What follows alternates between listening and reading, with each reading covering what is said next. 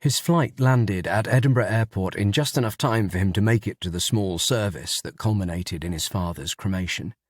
It was attended by precisely nobody who would admit to being the man's friend. After a rushed, uncomfortable flight and an argument over the availability of an appropriate hire car, Shaun Taylor had arrived at the crematorium blanketed in fog to bid farewell to a man he hadn't seen in years. It was duty, more than love, that summoned him, a legal duty to exercise the man's last will and testament. After shoehorning himself behind the wheel of a Ford Fiesta, he had made the journey east from the airport to arrive late. Making an angry but impassioned plea for them to hold proceedings all of 5 minutes, he changed into the black suit that had grown just a little snug since the last funeral he had attended. He listened to a man of God he didn't know say things about a man that none of them really knew. Heard a few passages from the Bible that bore no real relevance to the man he hadn't seen in close to 2 decades, then watched as the cheap pine box moved along squeaky rollers to go beyond the purple velvet curtain. And that was that.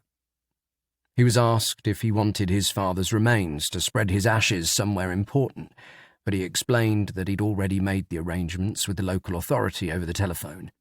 His father's remains were to be buried in a public plot at minimal expense, and they had kindly agreed to defer the payment for it all until such time as the man's estate had been settled. Job done. Shaun thanked the strangers for their kindness and squeezed back into the tiny car to find where his father had been living. "Your destination is on the left," the mapping on his phone told him. He slowed, looking left at a low stone wall and miles of misty fields rolling beyond. "Well, it bloody isn't," he muttered to himself in complaint.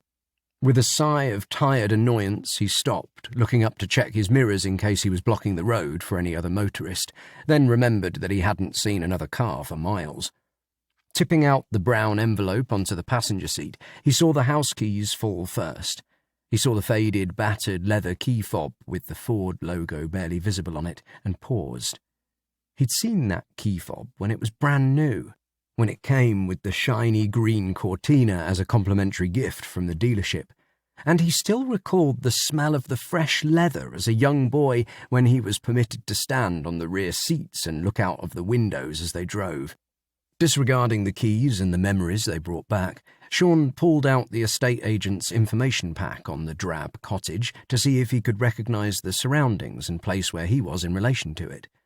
Going one step further, he found directions written on the pack and took a few moments to figure out how they could help him.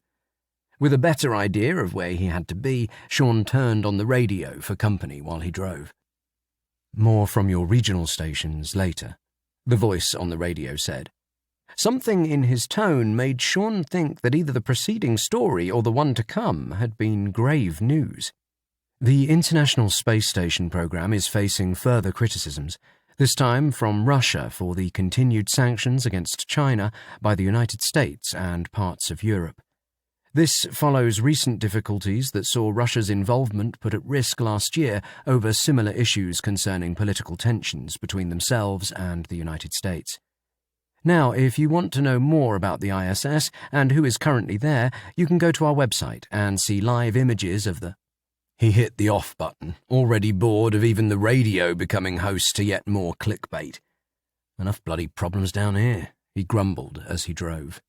Intermittent data signal reaching his phone made the job harder, but eventually he turned down the correct unmarked track off the main road, such as it was without paint markings or even a second carriageway, and bumped the little car over the rutted tracks as the overgrown bushes scraped along the dark paintwork.